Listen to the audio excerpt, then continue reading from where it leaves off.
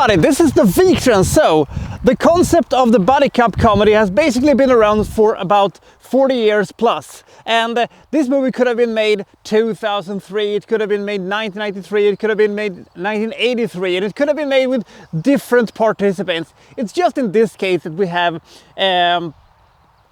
Melissa McCarthy and Sandra Bullock as our lead police officers. Now, I will say this, that I have complained a lot on this channel of comedies that, you know, goes too long. And this is also sort of kind of another chapter in that story, because 118 minutes is too much. With that said, it is still much better than I anticipated this movie to be. And if they could have trimmed this down just a little bit, this movie could have been quite awesome. But let's find out why this is so good, shall we? And let's find out what this movie is about. This is The Heat.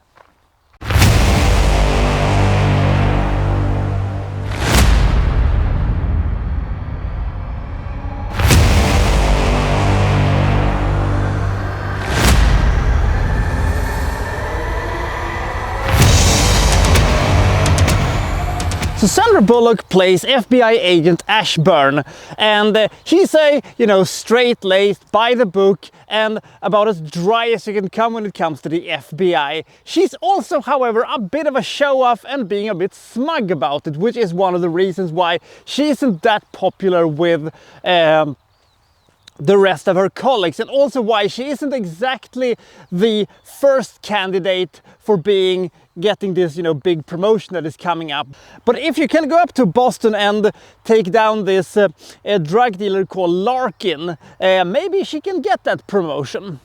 So she goes up to Boston without knowing that there is a huge roadblock standing in her way of getting Larkin and getting the promotion. And it is called Mullins, played by Melissa McCarthy, who is this very brash, very vulgar slub of a Boston police officer who has recently arrested one of the, you know, drug dealers that is, you know, Ashburn's way into Larkin's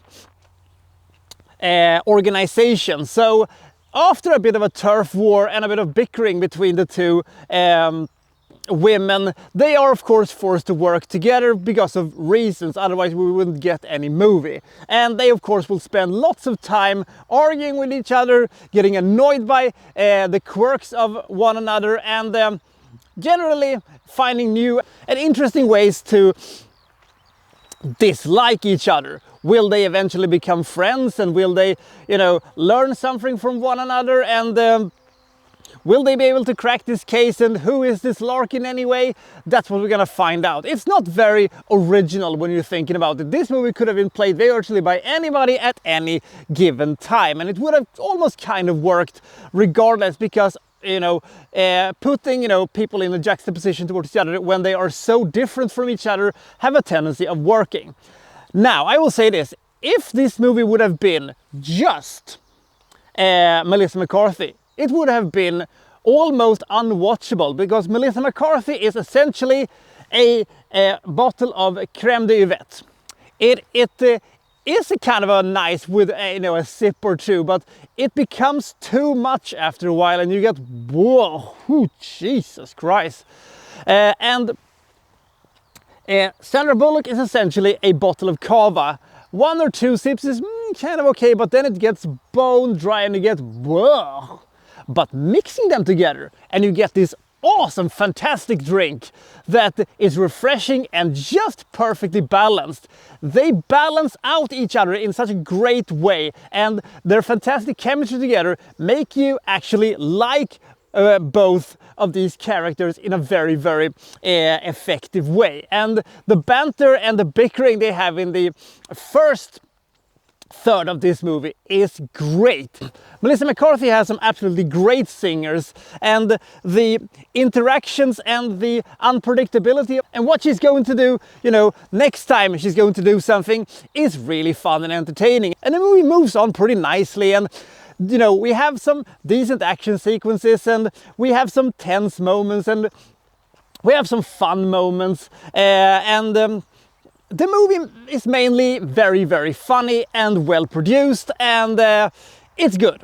The problem is that this movie is 118 minutes long, and when we get to the third act, we have virtually run out of steam and almost run out of material, and the jokes aren't as funny as they were. They are still entertaining, and this movie still isn't bad. It's a really good movie, but this movie could have been severely shorter, because there are sequences in this movie that you could have cut entirely, or if you want to trim down severely. I'm talking especially about the nightclub sequence, and I'm talking about the sequence when they're getting hammered. It's not nearly as funny as they think it is, and it goes on forever. So the other problem this movie has is the fact that beside Bullock and the foghorn that we hear in the background and Melissa McCarthy, we don't really have any other interesting actors in this one. I liked the fact that Marlon Wayans was, downplayed in him playing the colleague of theirs who is, mostly there to, get some exposition done and, to wedge them in a direction that they need to go to in order for this plot to get going.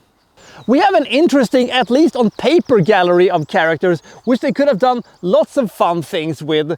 The problem is that they are mostly background fodder and mostly there for them to riff off on. They don't really have that much of presence. They come and then they go, and then they don't really play any big part in the rest of the movie.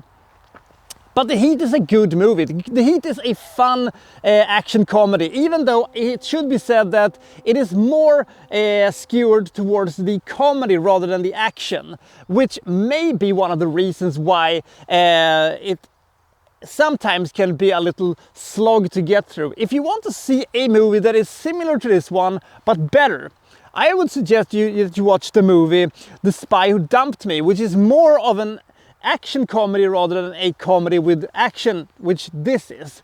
And that movie was also so out there, and that movie had such a fantastic roller coaster of a story to itself that I love The Spy Who Dumped Me. I really, really like this one, but The Spy Who Dumped Me is one of the most unexpected great action comedies that has been made throughout the 2010s. This is a really good movie, and I recommend it. If you have seen it, there is no reason really to rewatch it. It will be about as good, or maybe just a slight bit not as good when you rewatch the movie, because, well, then you realize how this movie is a little bit too long for its own good. I like the fact that they're joking around a bit with some Boston things. The knock I thought was really funny, but I thought they could have involved Melissa McCarthy's family a bit more. They did a couple of things that I thought was really funny when they were going to move them to the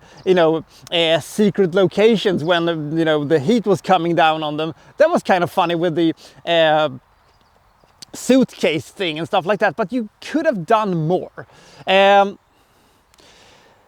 This story is about as formulaic as you could ever get. One thing that this movie could have done better, which is not technically this movie's fault, but is regularly what happens in these types of movies, it is that we don't really care that much about who Larkin is, or, the hunt for him. The more important thing in this movie is really, the interactions between our two main characters. It could have been fun if we could have had more emphasis on Larkin and his things that he's doing, but I don't know. And it didn't really nail, a good character arc for any of these characters. So they basically remained essentially how they started out to be. They didn't change at all, and I thought that could have been, a fun thing, but maybe they thought that they were going to make more of these movies, so they wanted to keep them, as they were from the beginning. But I don't know, maybe they did some smaller minor character arcs with them, but it wasn't enough. I wished it could have been more action, and I wish that this movie could have been a more action-orientated movie rather than a comedy with some action sprinkled into the whole thing. But some of the singers and some of the one-liners that they deliver were absolutely terrific, and the first third of the movie was absolutely brilliant. The rest of it was good, but the first part of this movie was absolutely brilliant. The Heat is a really good action comedy, and I give it 71%. I'm not a huge fan of Sandra Bullock or Melissa McCarthy, but when they are used right and when they are used in the right way, they can actually benefit to a movie in a good way. And I thought that this movie was entertaining, fast-paced, at least for the first half of the movie, and they had, you know, some character moments that was really funny and some jokes that worked really well. Some stuff, you know, as I said, dragged a little bit, and some sequences were absolutely too long. But it is a movie I do recommend. It is a entertaining and funny movie, and there are a couple of jokes that really lands exactly where it's supposed to be. But there's also a couple of them who does not quite work out as it should have. But for the most part, this is a action comedy that delivers what it is supposed to, even though I think this movie still could have been trimmed down by 15, 20, maybe even 25 minutes. So which one is your favorite when it comes to the buddy cop movies? Comment below, and I'll see you next time from, well, so-and-so reviewing, well, such and such. Thank you for watching. Thank you very much.